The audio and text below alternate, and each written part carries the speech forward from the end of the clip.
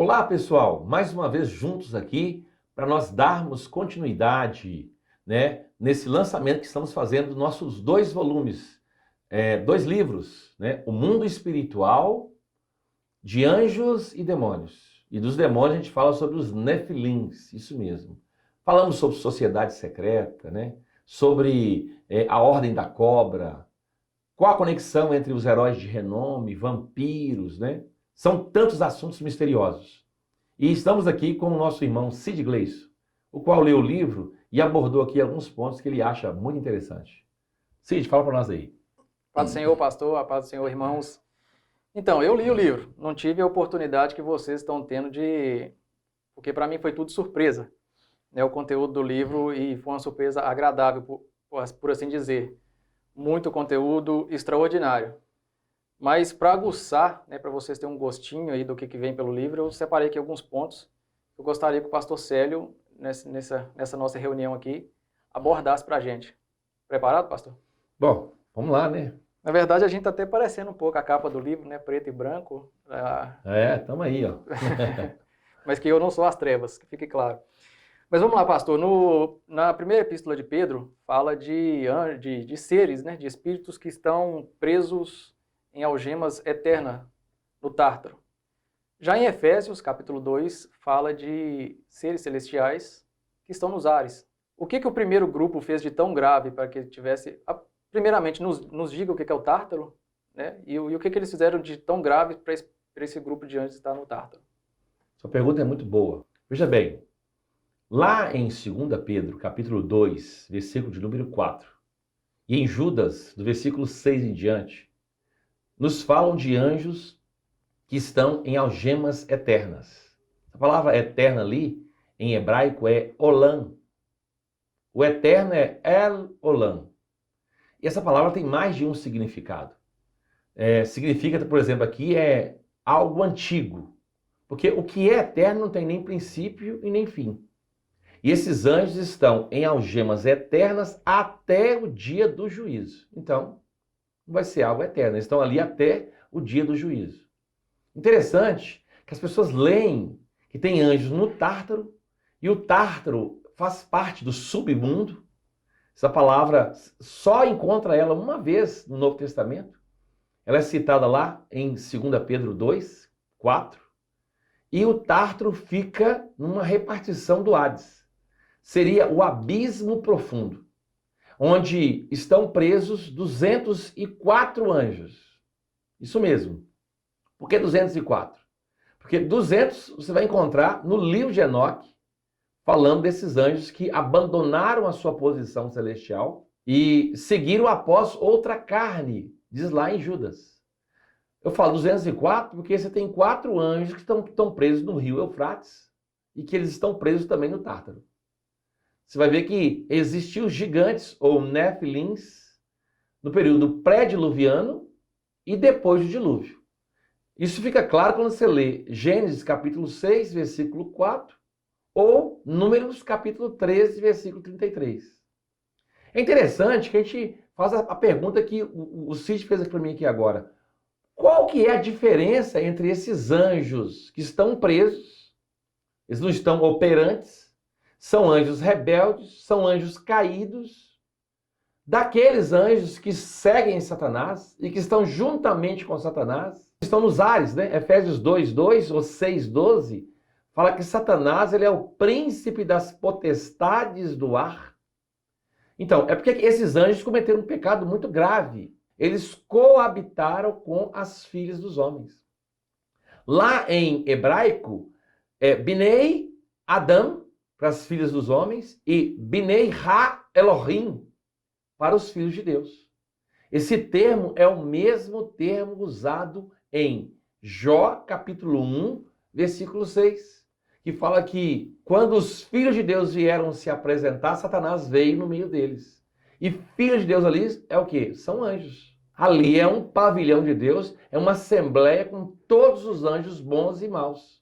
E você encontra na Bíblia esse tipo de assembleia em mais 2 lugares, que talvez eu vou responder aqui hoje. Bom, todos esses assuntos estão no livro. Pra você ter uma ideia, nós fizemos 2 livros, de forma bem condensada, abordando mais de 80 assuntos e trazendo toda a revelação, como dizia o meu amigo, dando o pulo do gato para que as pessoas conheçam o testemunho de Deus e tenham acesso à revelação de Deus de forma sistemática. O que eu não posso te garantir, não sei quando você vai estar vendo esse vídeo, se eu vou ter exemplares para te atender. Porque nós fizemos uma edição muito limitada. De forma que aquelas primeiras pessoas que entrarem em contato conosco, né, através do link da descrição que vai ficar aqui, vamos trazer as informações. Essa é uma pré-venda, porque esse livro vai estar sendo liberado no final do mês. Já está na gráfica, né? E no final do mês a gente vai estar entregando esses livros. São 2 volumes. São livros de mais ou menos, aproximadamente 175 páginas cada um. Tá certo? Então tem uma diferença. Esses anjos que estão presos foi porque eles violaram uma lei de Deus e cometeram um pecado muitíssimo grave. E aí tal pecado fez com que eles ficassem presos. Perfeito. Pastor, aproveitando o gancho que o senhor deu aí sobre os anjos que seguem Satanás, eu queria que o senhor fizesse uma relação para a gente entre a vestimenta do sumo sacerdote no templo de Salomão, as 12 pedras que ele usava, com as 9 pedras que Satanás tem no seu peitoral. A relação entre as 12 pedras do sumo sacerdote antigo, a gente sabe que são as 12 tribos de Israel. E as 9 pedras que têm algum significado? Olha que coisa interessante. É uma pergunta muitíssimo interessante. Porque Satanás, o querubim, ele tinha 3 unções. Na Bíblia você vai encontrar essas 3 unções, e Satanás tinha as 3. Ele era um sumo sacerdote, porque ele se aproximava ali do Monte Santo de Deus, um lugar de privilégio, é onde as pedras afogueavam. Ele andava sobre essas pedras. E ele tinha um peitoral com engates, semelhante ao peitoral do sumo sacerdote Arão, que tinha engates de ouro e 12 pedras preciosas, as quais se referem às 12 tribos de Israel. Então, essas 9 pedras nos falam de 9 classes angelicais, as quais a gente cita uma a uma no nosso livro. Tem gente que confunde essas classes, porque, por exemplo, tem pessoas que não sabem que serafins, querubins e seres viventes, lá em Apocalipse capítulo 4, fala dos seres viventes, fazem parte da mesma classe. É uma única classe. E aí você vê, querubins, serafins, não, tudo é uma única classe. E isso está lá em Apocalipse capítulo 5, versículo 11. Quando nós lemos Apocalipse capítulo 5, versículo 11, você tem a divisão dessas classes. Lá fala, os anciãos é uma classe, são os 24 tronos que estão ao redor do trono, são anjos mais antigos que governam o universo, juntamente com Deus. E aí tem os animais, é chamado de animais, porque são cabeças da criação. E aí tem muita gente que não sabe, mas os serafins também expressa a cabeça dos répteis. Porque serafim quer dizer serpentes. E a serpente, antes do pecado do homem, antes dela permitir que Satanás a possuísse, ela era a mais sagaz de todos os animais selváticos. De maneira que a serpente andava sobre 2 pés. O Flávio Josefo descreve a serpente como sendo um homem. E não é uma só que existia uma raça de seres que andavam sobre 2 pernas e que falavam. Porque a maldição de rastejar veio após o pecado. E aí você descobre que na água também são os répteis. Por quê? Porque lá na água tem o príncipe dos animais aquáticos, que é o Leviatã. É uma serpente, porque é um dragão. E dragão, a palavra dragão, ou draco, quer dizer serpente. Então você descobre que a serpente, ela é responsável pelos animais, era responsável, o líder, o cabeça dos animais terrestres e dos animais aquáticos. Muito interessante, né? Uma posição de muito destaque. A gente descobre que esses mistérios estão ali, e eu vou falar mais sobre isso de maneira sistemática nos livros. Você vai ter isso de maneira muito sistemática para você aprender e compartilhar. Pois bem, é o pessoal teórico, né, dos antigos astronautas é que gosta desses assuntos, né? Que a gente vê que substituiu ali, colocou anjos caídos, a gente chega nas mesmas conclusões que eles. O senhor está falando aí dos reptilianos, né? Que eles, como eles chamam. Aproveitando, fala pra gente dos Néfilins, do que em Gênesis chama de varões de renome, né? Homens que fizeram grandes obras. E, além da Bíblia e outra bibliografia, a gente pode estar usando para encontrar vestígios, né, e provas, tanto no passado quanto nos dias atuais, de que esses seres existiram e até hoje ainda existe em nosso meio, né? Isso é muito interessante, olha só. Lá em Gênesis 6:4, fala que os filhos de Deus coabitaram com as filhas dos homens, dando origem os varões de renome. Se você coabitar filho de Deus com não filho de Deus, não dá uma raça onde essas pessoas vão sobressair e vão ser os heróis de renome da antiguidade. Essa palavra varões de renome, no hebraico é giborim. Giborim. Eles são de renome, por quê? Porque eles fizeram uma história. E é interessante quando você começa a comparar a história da Bíblia com a mitologia. Eu não posso dizer para você que 100% da mitologia seja verdadeira. Mas você vai ver muitas sombras e muitos acontecimentos que um reflete o outro. E um completa o outro. E um elucida o outro. E é como uma luva que entra numa mão assim, de maneira perfeita.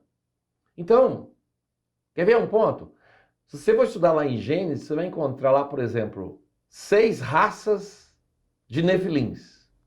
Você vai encontrar, por exemplo, e essas 6 raças não estão listadas na lista, na tabela das nações de Gênesis 10 e 11. Tem a tabela das nações, você vai encontrar lá, todas as nações estão ali. São 70 nações. Tudo que tem na terra hoje descende de Noé. Noé é pós-dilúvio. E aí tem a tabela da lista das nações. Mas você não vai encontrar nefilins, refaitas, emins, anaquins, orreus, zuzins. Você não vai encontrar esse pessoal na lista da tabela das nações. Por quê? Porque eles é uma raça híbrida. Eu diria que eles são tipo que humanoides. Quando a gente lê relatos, por exemplo, eu coloquei aqui na minha bibliografia sobre relatos de Flávio José, historiador que viveu no ano 70. E ele foi testemunha ocular de muitos acontecimentos. E ele olhar para 2000 anos atrás. E ele relata dados de outros historiadores falando sobre esses seres. E que na época de Flávio José, os ossos eram contemplados, eles colocavam lá nos museus, as pessoas podiam ver a diferença. Eram seres que tinham 4, 5 metros, mas não só a altura, mas também a largura. Você pega a cama do rei de Og, lá de Deuteronômio, não é só comprida, mas é larga. Esses seres eles eram largos e altos. E a aparência deles eram, como é que eu posso dizer? Eles pareciam répteis. A pele era brilhava com aquelas escamas. Daí vem a origem dos reptilianos. Eles eram como répteis. Os olhos da cor de mel. E eles eram guerreiros muito valentes. Eles eram híbridos. Seres de 2 dimensões. Ali é o casamento da terra com o céu. Muito interessante. Então, quando você lê os relatos históricos, por exemplo, as construções, os megalíticos, testemunho para nós até o dia de hoje. Por exemplo, se você agora olhar na internet, no seu celular e colocar assim, árvores de silício, isso mesmo. Você vai encontrar lá uma árvore que se chama Montanha do Demônio, nos Estados Unidos. Essa árvore é uma montanha cortada, é uma árvore que está petrificada, mas você vê nitidamente que é uma árvore. Ela devia ter mais ou menos, uns 3 quilômetros de altura. Você descobre que existia um mundo gigante. Você tem megalíticos do peso de 1.250 toneladas. Os melhores guindastes hoje para mover 100 toneladas, é muito difícil para eles. E essas pedras elas foram cortadas simetricamente, são pedras gigantescas, estão aí expostas, do tipo assim, vamos fazer uma construção, mas da maneira mais difícil. É como se eles quisessem deixar um legado. Então, existem várias evidências. No livro eu procurei abordar a evidência bíblica, evidência histórica, evidência da mitologia, e mostrando que essas histórias, elas estão acopladas, estão entrelaçadas. Isso é muito interessante. Gente, vamos dar continuidade nesse vídeo, né? Você pode seguir a segunda parte. Tá interessante, tem muitos assuntos. Então, claro, estou abordando aqui 2% que está no livro, né? E não ainda sistematicamente, mas no livro está tudo sistemático. Então fique ligado até o final, porque eu tenho certeza que possivelmente a sua dúvida será esclarecida nesse debate que nós estamos tendo aqui agora, nesse apanhado de perguntas, melhor assim, né? E aí você vai ser elucidado na sua dúvida.